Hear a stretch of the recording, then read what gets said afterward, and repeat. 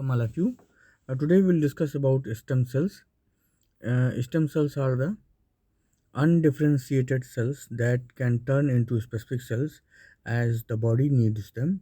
वो जैसे कि कैलस होता है उसी तरीके से स्टेम सेल्स भी हैं और वो जैसे हमारे शरीर की ज़रूरत होती है उस हिसाब से हम उनको बना सकते हैं. जैसे ability to grow into any one of the bodies more than 200 cell types. जैसे हमारी 200 सेल होती किसी भी सेल की तरफ से वो बनाया जा सके. They retain the ability to divide throughout the life.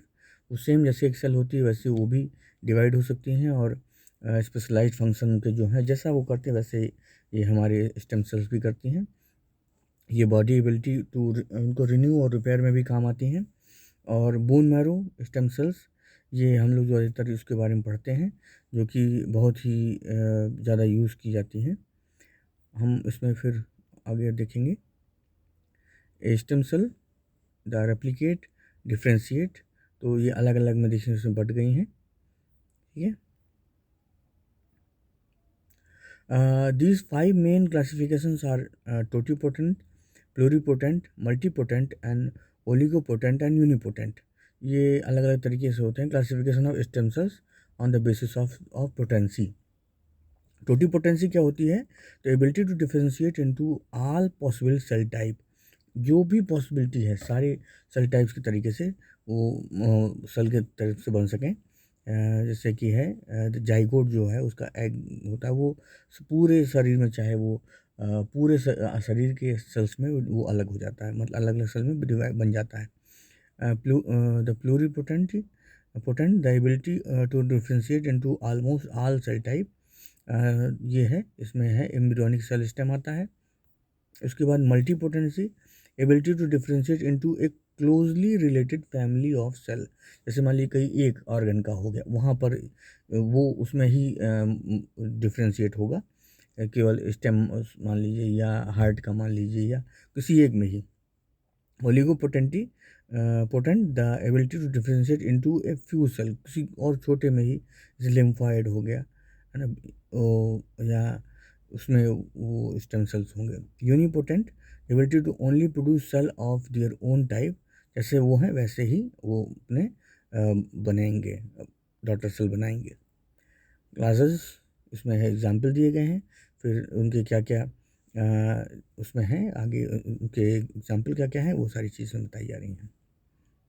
जो भी बताया गया उसी में ये 4 टाइप से है, एग्जाम्पल दिया गया है. बेसिस ऑफ देयर सोर्स अगर हम क्लासीफाई करेंगे तो the earlier way of categorize stem cell is based upon dividing into 2 types, early और एम्ब्रियोनिक और मैच्योर और adult. Early stem cells often called as embryonic stem cell are found in the inner cell mass of a blastocyte after approximately 5 days of the development. जैसे ये जब धीरे धीरे अगर आप एम्ब्रियो डेवलपमेंट पे जाएंगे तो वहाँ पर लिखा है कि उसमें आप बताया जाता है कि कहाँ पर किस आफ्टर जो लगभग 5 दिन के बाद यहाँ पर वहाँ पे ये एम्ब्रियोनिक सेल में डेवलपमेंट होता है.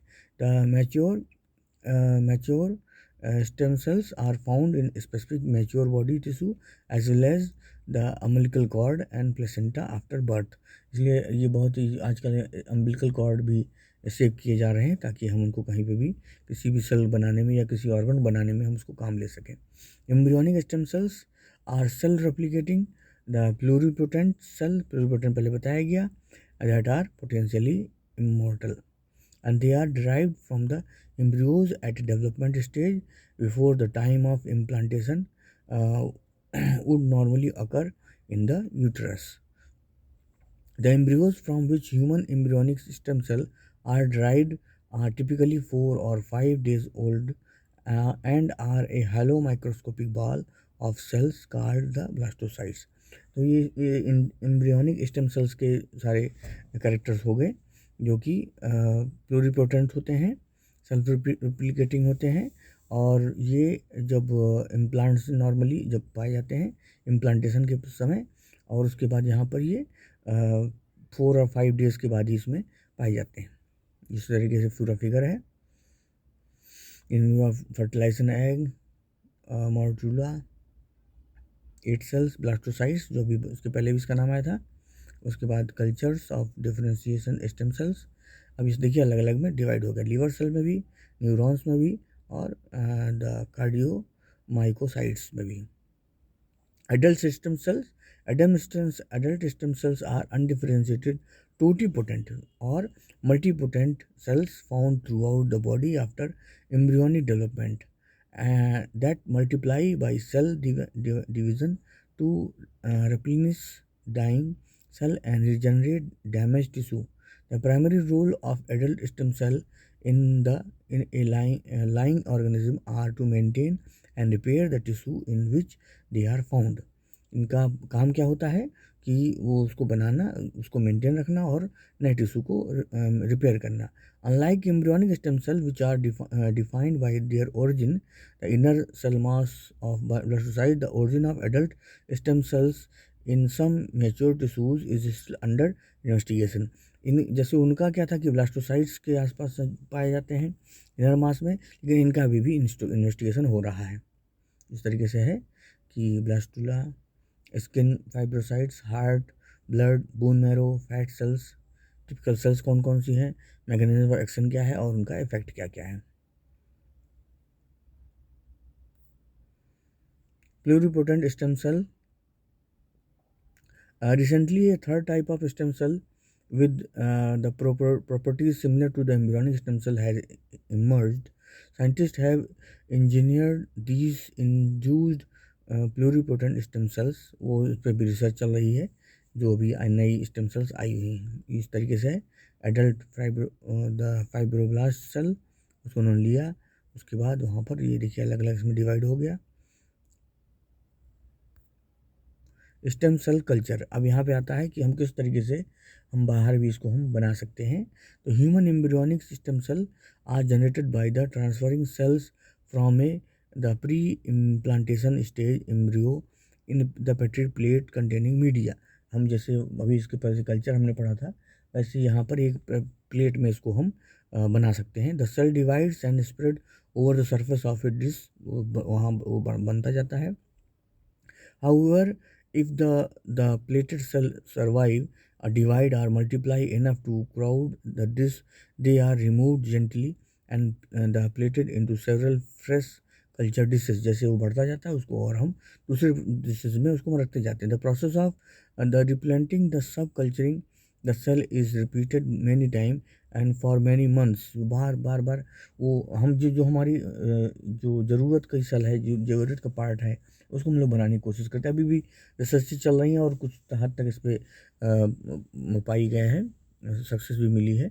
Each cycle of subculturing the cell is referred to as a passage. Once the cell line is established, the original cell yield millions of embryonic stem cells. Embryonic stem cells that have proliferated in cell culture for 6 or more months without ये है fertilise egg, zygote, फिर blastomere, blastocysts, the culture in incubation, फिर ये जो है अलग अलग stem cells बन गई हैं। एप्लीकेशन ऑफ स्टेम सेल्स, इनके कहाँ कहाँ इसके क्या क्या यूजेस हैं और यूज़ किया। The goal of any stem cell therapy is to repair a damage tissue that can not heal itself. वो उन सेल को बनाना जो कि अपने आप को नहीं रिपेयर कर सकती हैं, वहाँ पर हम स्टेम सेल्स का इस्तेमाल कर सकते हैं। Ongoing research on stem cell therapies gives hope to patient who would normally not receive treatment to cure their disease but just to the elevate the symptom of their chronic illness. तो बस जहाँ पर हम एकदम हमारी hope ख़त्म हो रही है, वहाँ पर हम स्टेम सेल्स को यूज़ करते हैं कि जब हम ऑर्गन ही चेंज करना है, कोई चीज़ सेल्स को चेंज करना है, तो वहीं पर हम यूज़ करते हैं। Stem cell therapies involve more than simplified transplanting cell into the body and directing them to grow new healthy tissue. यहाँ पर हमारे कैंसर से है या कोई ऐसी चीज़ जहाँ पर कि हम वो पार्ट नहीं बना पा रहे हैं या नहीं लगा पा रहे हैं, हम स्टेम सेल्स के जरिए उस पर्टिकुलर जगहों को हम रिपेयर करने की कोशिश करते हैं। इट मे आल्सो भी possible to coax stem cells already in the body to work over time and produce new tissue, वो नए टिश्यू भी बना सकते हैं। जहाँ पे जो अभी है होप है आगे। Possible treatment by the stem cell, और क्या पॉसिबिलिटीज़ हो सकती हैं। A number of stem cell therapies exist but most are at experimental stage, अभी बहुत सारी एक्सपेरिमेंटल स्टेज पे ही है। और बोन मैरो ट्रांसप्लांटेशन पे भी है।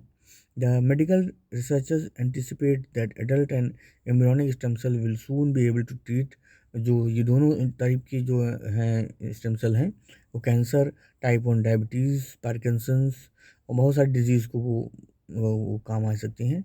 बोन मैरो ट्रांसप्लांटेशन भी इसमें कोशिश कर सकते हैं, और भी बहुत सारी चीज़ें हैं जिस कीमोथेरेपी में, रेडियोथेरेपी में पॉसिबल ट्रीटमेंट पूरे सब दिए गए हैं।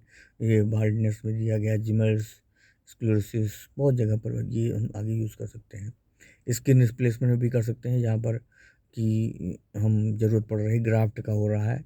Knowledge of stem cell had made it possible for scientist to grow skin from the patients plugged hair, और जैसे स्किन स्टेम सेल्स में हेयर फॉलिकल के लिए, और बहुत सारी चीज़ जगह पे यूज़ किया जा सकता है।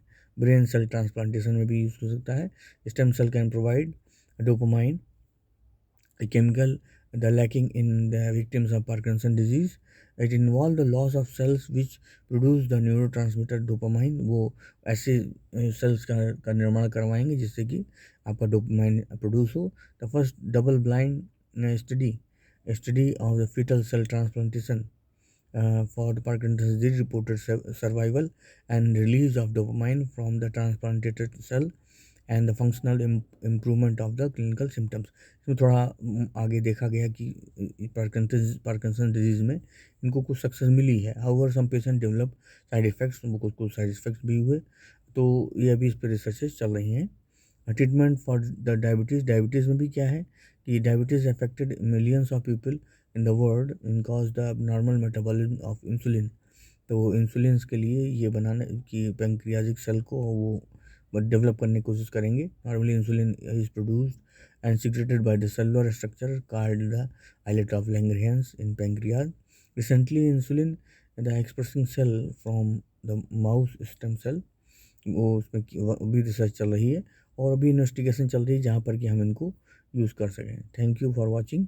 और किसी को कोई इसमें अगर डाउट हो तो वो हम लोगों से पूछ सकता है कमेंट के माध्यम से, वो अपने क्वेश्चंस पूछ सकते हैं। और शेयर करिए, लाइक करिए, तो सभी लोग सब्सक्राइब करिए, बेल आइकन को दबाइए ताकि आपको नोटिफिकेशन मिलती रहे। लाइक करिए, शेयर करिए और कमेंट करिए कि आपको जो भी चीज़ में समझ में आ रही हो या आपको नए नए जो वीडियो चाहिए उस हिसाब से आप उसको भेजिए। Thank you for watching. Thank you.